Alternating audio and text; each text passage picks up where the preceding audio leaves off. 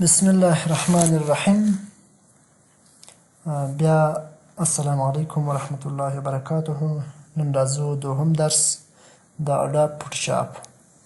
دوهم درس د اډاب فوټوشاپ راځو څنګه نن موږ خپل فوټوشاپ را خلاص کړو په خپل کمپیوټر کې. تیر درس مې پر انسټالیشن باندې بحث وکړ، څنګه انسټال کړو، څنګه هغه لایسنس کی پکښې ولیکو. لایسنس کی هغه څه و چې موږ ته فوټوشاپ په پری ډول باندې موجودوي، یعنې کله چې موږ لایسنس کی ونه درلودل هغه د دې شروع دپاره کار کوي راته، مګر د لایسنس کی په موجودیت کې بیا موږ ته همیشه د فوټوشاپ کار کوي. نن د فوټوشاپ د راخلاصولو طریقې دوې اسانه طریقې موږ لرو، لږ بحث پر کوو. لومړۍ طریقه لکه پرون چې کریټ ډیسکټاپ شارټکټ موږ درلودی، هغه دغه ایکن پر دې ځای باندې موږ دا یې لرو. فقط رسته کلیک راځو رن اس اډمنسټریټیو باندې کلیک کوو. راځه پر یس باندې کلیک وکړه یا یې اوپن کړه، فرق نه لري. کله چې دې کلیک پر وکړي موږ ته به فوټوشاپ را خلاص شي.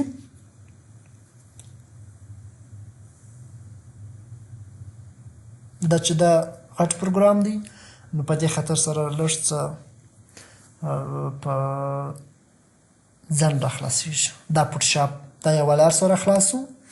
دوهمه لار مې دا ده چې راځو په سرچ کې دلته لیکو چې فوټوشاپ، چې فوټوشاپ چې فوټوشاپ چې ولیکئ دا دې موږ ته راوړي. کلیک پر وکړه، چې دا کلیک چې پر وکړئ بیا یې یس کړئ، موږ ته به بیا فوټوشاپ را خلاص شي. دا وه دوهمه لار. د هغه څخه وروسته درېیمه لار هم موږ لرو. ګوره دا د فوټوشاپ اوس را خلاصېږي. د فوټوشاپ د لاډینګ صفحه دغه ده چې هغه لاډ کوي، را خلاصېږي. دا کلوزوم، کله چې مې کلوز کړي بیا راځم په سرچ کې ورته لیکم چې فوټوشاپ. فوټوشاپ چې مې ولیکئ، اوس د دې فوټوشاپ سره دلته لیکم پن ټو ټاسک بار، چې دا کلیک دې پر وکړئ پر دا پن ټو ټاسک بار.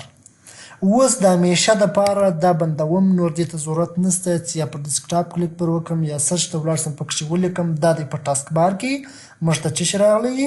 فوټوشاپ راغلی دی. ایکن یې کلیک پر وکړه، یو ځل یې چپه کلیک پر وکړه، یس یې کړه، چې یس یې کړي موږ ته به فوټوشاپ را خلاص شي. همدا درې طریقې چې دي هغه کافي دي انشاءالله.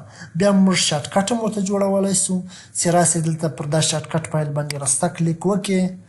دا خو ګوره درېیمه طریقه ده، موږ ته به یو ځل دا را خلاص شي، بیا به موږ دا بیرته بند کړو. زه دا بیرته بندوم. کله چې مې بند کړي اوس راځم پر دې باندې راسته کلیک کوم. کله چې مې راسته کلیک پر وکړئ دلته راځم اډمنسټریټیو وبخښئ پراپرټیز ته راځم. چې پراپرټیز ته رالم دلته په شارټکټ کې دا یم ولاړ یم. شارټکټ کی دلته موږ لرو. په دا نون کې درېږم، د کیبورډ څخه کنټرول یا الټ دواړه یو شی دي، فرق نه لري. کنټرول الټ شپږ وهم د کیبورډ څخه راسه اوکې که you will need to provide administrative permission to change the settings. کنټینیو یې که دا اوکې که.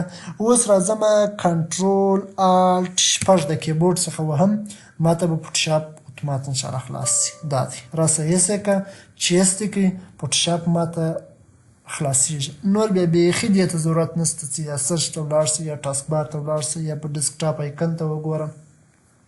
تا شارټکټ ورته جوړ کړي په شارټکټ د لارې دی چې د کمپیوټر په هر ځای کې ته ولاړ یې، دغه درې بټنې چې دې وولې تا ته به فوټوشاپ را خلاصېږي. دا هم زموږ فوټوشاپ دی. زه لږ د دې خوا څخه ور کوچنی کوم. راځو لږ اندازه کوچنی کوم، ډېر نه، ځکه چې دوی ته سم معلوم شي چې دا فوټوشاپ څه ډول شی دی. ګوره فوټوشاپ دغه ګورې ښه ورته وګورئ، دا فوټوشاپ دی. موږ تر اوسه د فوټوشاپ تعریف، د فوټوشاپ کړنې، فوټوشاپ څه دندې اجرا کوي، فایده یې څه شته، ویل یې څه ګټه کوي، نه ویل یې څه ګټه کوي، نه ویل یې څه تاوان کوي، هغو باندې بحث نه دی کړی. یوازې د ده صفحه ووینئ څنګه شی دی، څنګه سافټویر دی. شاید زیاتره داسې کسان موږ ولرو چې هغوی تر اوسه د فوټوشاپ صفحه نه لیدلې چې دا څنګه شی دی. فقط یې ووینئ چې دغه شی دی. کله چې په خپل کمپیوټر کې را خلاص کړي دغه ډول صفحه لري. ګوره غټېږم، دا سر ته راوله، ګوره دا ټوله د ډیسکټاپ ونیوئ، او که کوچنی کړئ در دا سر یې ونیسه داسې راکش کړئ دې خواته، دی به کوچنۍ صفحه شي. فقط تر دغه ځایه نن درس باندې بحث کوو. راتلونکي درس به د خیره د تعریف څه شي دی چې دپاره استفاده کېږي، ګټې یې څه شي دي، پر هغوی باندې به د خیره بحث وکړو. نو تر راتلونکي درس باندې مې بیا هم پر الله باندې سپارم. د دعا په هیله مې یم. السلام علیکم.